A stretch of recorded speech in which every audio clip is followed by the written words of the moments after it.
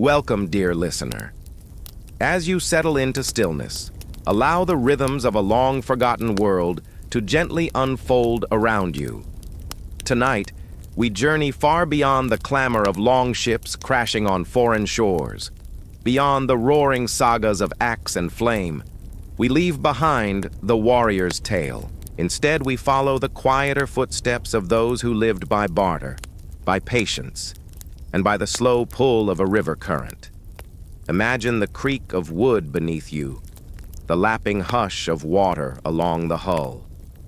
Around you, a narrow boat, low and weathered, carries bundles of fur, bundles of hope, and a single man dressed in rough-spun wool. The scent of dried fish mingles with pine resin and cold iron. A raven banner flutters softly in the wind. You are not at war. You are on a journey to trade. This is the life of the Viking merchant in the 9th and 10th centuries, a figure who crossed not only great distances, but entire worlds.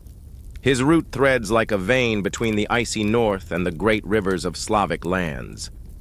From the fjords of Norway to the wooden fortress markets of Novgorod, he moves between cultures, languages, dangers, and dreams. In this story, you will walk where he walked. You will share his daily routine, trace the legend of his ruler, puzzle over the quiet inscriptions left in distant empires, and peer for a moment into the soft, paper-filled life of a courtly man who once counted his coins. Let us begin. At the frost-bitten water's edge, it begins with the cold. Not the biting, dangerous cold of high winter, but the steady, bone-deep chill of early spring. The kind that settles into your hands as you grip the oars. The kind that clings to the wool of your tunic, even as you row beneath a pale, yawning sky. Each day on the river is marked not by hours, but by bends in the water. There are no roads here, only the wide, slow-moving arteries of trade that pulse between the Baltic Sea and the Slavic interior. You and your crew of 6, perhaps 7, have been moving this way for days. Your boat is long and narrow, shallow enough to navigate even the smallest streams. It is packed tightly with goods: coarse sacks of dried cod, iron tools from the north, fine glass beads from the Rhineland, and, most importantly, bundles of fox pelts and sable fur wrapped tightly in oiled cloth. The furs are the future. They are warmth. They are wealth. They are your entire reason for being here. You rise before the sun. Most nights are spent curled beneath woolen cloaks, under tarpaulins that keep out the damp river fog. Breakfast is simple: a strip of smoked fish, stale rye bread, a mouthful of sour ale that tastes of wood and yeast. Then, the loading begins again. Someone checks the bindings, another repairs a frayed length of rope. You watch the mist rise slowly off the water like breath from a sleeping beast. The rhythm of your life is the rhythm of the river. Along the way, you stop at waypoints, small Slavic villages with wooden piers and wary eyes. You do not speak their language, not fluently, but you know enough to gesture, hands out, palm flat, friendly. The exchange is simple: a few beaver pelts for a bundle of wax, tin trinkets for salted meat. Some accept your presence, others less so. You carry a blade, but you do not draw it. You are not here to raid, not this time. When the days are clear, the world is quiet. The air smells of birch bark and river mud. Occasionally, a hawk circles overhead. At dusk, you see fires flicker in the woods beyond the riverbanks. Perhaps other traders, perhaps not. You keep watch. Some nights the crew sings, not loudly, just low, slow chants in Old Norse passed down from your grandfather, songs of the sea, of storms, of distant women with sea-glass eyes. The kind of songs that don't really end, they just fade. At last, after perhaps 2 weeks, the towers of Novgorod emerge on the horizon, not the stone towers of later centuries, but wooden walls bristling with smoke and scent. The marketplace waits, and with it, a flood of sound and smell, Slavic words you cannot quite place, bells on oxen carts, the thick, oily scent of tallow candles, roasting meat on skewers, the sharp tang of fermented honey mead. In the square, men in linen tunics haggle with Baltic traders. Women with long braids and iron bracelets carry baskets of mushrooms, cloth, salt. You set up your stall or join a booth shared with other Norsemen known here as Varangians. Your coins jingle softly, mostly silver, clipped and weighed, but some use furs instead. 1 fox pelt for 6 measures of honey, 3 squirrel skins for a bronze buckle. There is no clear border between language and gesture here. You learn the basics in Slavic over time. Med for honey, ryba for fish, kozka for fur. You smile a lot. You nod. It is a quiet struggle. Every trade a negotiation not just of goods, but of identity. Are you a foreigner? A barbarian? A guest? It depends on the day. You may remain in Novgorod for the season. You may marry here, or at least share a bed with a local woman whose name you can barely pronounce. You may bring back stories of her laughter, of wooden baths with steam and birch branches, of the way snow falls softly on wooden shingles, or you may never return. The rivers are dangerous, the forests even more so. And behind some deals, there are blades. Not every smile hides peace. Still, the rhythm continues. The river flows, the silver clinks, the fish are smoked. And when the time comes, you will pack your boat once more, this time with honey, amber, and Slavic tools, and row north again toward the sea. The mists of legend are thickest where the truth is thin. As you sit quietly by a crackling campfire in the Norse trading quarter of Novgorod, known simply as Holmgard in your tongue, perhaps an older man leans toward the flames, his eyes glinting with memory or mead, and he tells the tale. Always the same one, the one that lives in both story and stone. It begins with Rurik. His name drifts through the sagas like smoke, never quite solid, never entirely forgotten. According to the primary chronicle, a medieval Slavic text compiled long after the events it describes, Rurik was not born here. He was one of you, a Varangian, a Norseman, a trader, perhaps a chieftain, a foreigner. The year is said to be 862. The Slavic tribes in the region, fractious and weary of internal conflict, sent a message across the cold northern waters to the Varangians. Our land is great and rich, but there is no order in it. Come to rule over us. A strange invitation, perhaps apocryphal, but evocative. Imagine the journey, Rurik and his brothers, Cineas and Truvor, sailing not to raid, but to rule, to settle, to establish dominion not by conquest, but by consent or necessity. They arrived in the north, settling first in Ladoga, then expanding to Novgorod, which means new town. Rurik remained while his brothers moved south, Cineas to Beluzero, Truvor to Izborsk. Within a few short years, both would be dead. Rurik alone would remain. But this is not the tale of a mighty king in a stone palace. Rurik was no crowned emperor. He was a chieftain in a timber hall. His power flowed through oaths, marriages, and the patient weaving of alliances. He was not Slavic, but he married Slavic women. His guard likely spoke many languages. His silver came from trade, not taxes. And his authority stretched not across a bureaucratic state, but along rivers and kinship ties. Still, from this humble beginning, a dynasty was born. Rurik's son, or perhaps ward, Oleg, known as Oleg the Seer, would later push south to capture Kiev, creating what would become Kievan Rus, a hybrid state, Slavic in tongue but Norse in name, Orthodox in religion, but forged by fire and river. Imagine what it meant to be ruled by such a man. A foreigner, yes, but not a stranger. He ate as you did, fished the same rivers, bartered in the same square. He believed in the old gods, Odin, Thor, Freya, but listened when Slavic shamans spoke of forest spirits. He fought, but not always with a blade. Often it was marriage and custom that spread his power. His court would have been modest, a wooden long hall, furs along the walls, mead in clay cups, Guests seated by rank, listening as a skald chanted the tales of the All-Father and the World Tree, while outside the wind whispered through pine and snow. What did Rurik feel? Was he ambitious or simply practical? We do not know. What we know is what remains. His name, passed on, repeated, woven into the dynastic thread that would stretch for centuries. The Rurikids, as they would be called, would rule parts of Eastern Europe long after their founder Bones had turned to dust.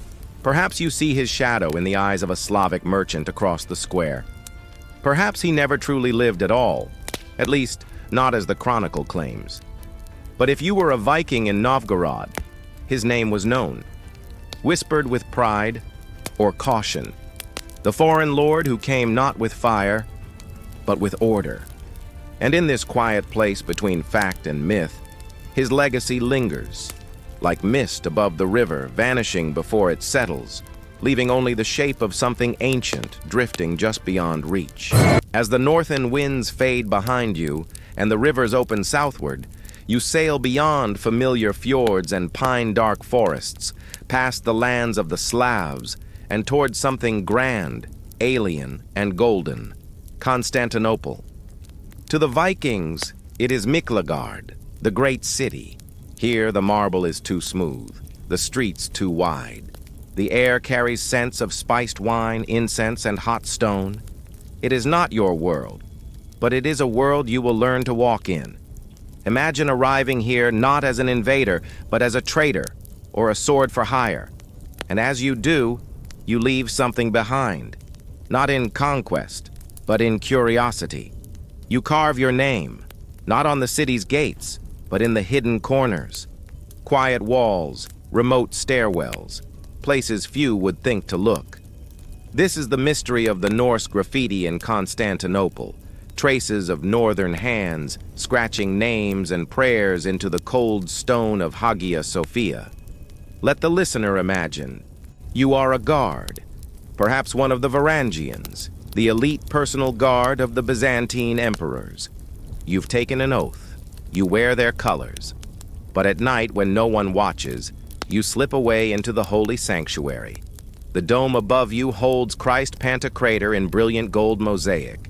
But your eyes fall to the stone railing, and there, like a secret, you etch, Halfdan was here, a simple message, but across centuries, it echoes. Archaeologists, gently brushing away dust in the upper galleries of Hagia Sophia, discovered this exact phrase in the 1960s. Faint, weathered, carved into the marble banisters overlooking the sanctuary below. Halfdan. A name, a whisper. Who was he? No one knows. A soldier? A curious pilgrim? A bored guard waiting out his watch? His story is lost, but the scratch he made has endured, and it is not the only one. More Norse graffiti has been found across the city, each inscription a small mystery. Some names are clear, others are mere runic remnants, but each one testifies to a northern presence far from home, humble traces of men who walked these halls, not as conquerors, but as wanderers. Beyond graffiti, there are the buried runestones, found not in Constantinople, but scattered across Eastern Europe. Standing stones carved in Old Norse, often memorializing a lost brother or a father who died in the East. Some were raised in Sweden but refer to faraway deaths. Others may yet lie undiscovered beneath the soil of ancient trade routes. What they reveal is haunting, that many who sailed south never returned. Their bones lie under strange stars, their names fading into the stones that outlasted them. Take the Ingvar runestones, for example, nearly 30 in number. They all speak of a doomed expedition, a voyage eastward sometime in the 11th century. Most of the men they commemorate perished on the journey. The reasons why are unknown. Disease, war, betrayal. The stones do not say. Only this: they died in the East. In this stillness, you can almost feel it. How the longing for trade, for glory, for the unknown, drove these men far from home. How even in death they spoke to us through stone, graffiti and gravestones, a name scratched in haste, a tribute carved with care. They are the faint echoes of a people who moved between worlds, between ice and empire, axe and incense. And though the stories are missing, the marks remain, silent, small, enduring. You rise before dawn, not because you want to, but because your position demands it. You are a chartularios, a middle-ranking scribe in the vast Byzantine administrative machine. Your world is measured in parchment, ink, and protocol. Your breath steams faintly in the early morning chill as you enter the chancery, where the lamps flicker low and the scent of beeswax and mildew mingles with worn leather. The ink is cold, the documents never-ending. But today your work is interrupted. There is a new petition to be processed. It is from the Varangian Guard, the Emperor's elite bodyguard, those tall foreign warriors who speak in thick, unfamiliar tongues and carry axes as long as your arm. They are Norsemen mostly, though in recent years more Anglo-Saxons have joined their ranks, refugees of lost kingdoms, mercenaries of fortune, loyal to coin but fiercely protective once sworn. You never get used to them. They walk the marble halls in silence, their heavy steps echoing against mosaicked ceilings. Unlike the clipped sandals of courtiers, their boots thud like war drums. They are clean, often perfumed, dressed in fine silks provided by the court. But beneath that elegance, they are still wolves in gilded cloaks. Your task today? To reconcile an incident involving a Varangian and a palace servant. Something about a misunderstanding over ceremonial wine. The language barrier complicates things. You must rely on an interpreter, another bureaucrat whose Greek is formal and careful, and whose Norse is passable at best. The warrior in question stands silently in the hall, arms folded, expression unreadable. His name is Bjorn, you are told.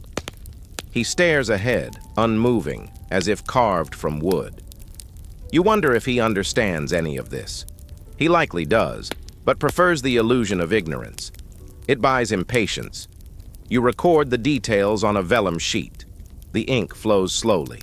Your stylus is worn. Later that day, you must inventory the gifts promised to the Varangians after a successful escort mission. This is a delicate matter. The Emperor has been generous. Coin, silks, sometimes a silver-bladed sword. But the Norsemen prize something else even more: honor. If they feel slighted, no amount of gold can soothe their pride. You double-check the lists, always twice. Beyond their duties as guards, the Varangians often roam the city. They visit bathhouses, sometimes with a kind of reverence. They wander the markets, marveling at strange fruits and spices they cannot name. Some visit churches, lighting candles with clumsy solemnity. Others drink in quiet taverns tucked in back alleys where no Greek dares raise a voice. There are stories among your fellow scribes how they once burned their dead in secret against imperial law because they could not bear to part with old rites.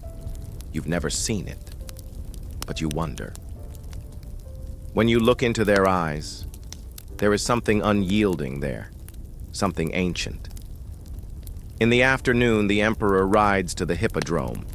The Varangians flank his procession, gold glinting from their embroidered tunics.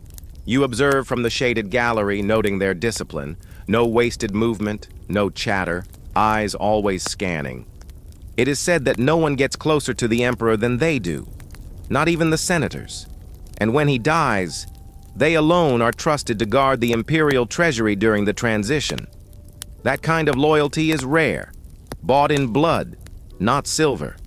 Your day ends late. The halls are quieter now. The warriors have returned to their quarters. You walk home beneath the flickering oil lamps, your sandals brushing dust from mosaic floors. And as you pass the great basilica, Hagia Sophia, you wonder if they are watching you now, those northern guards.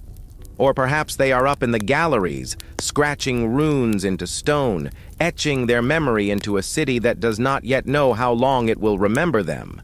You pull your cloak tighter and walk on. Tomorrow will bring more scrolls, more incidents, more names to record, and the Norsemen will still be here, standing still, waiting, silent guardians beneath golden domes. And so, the long day draws to a close.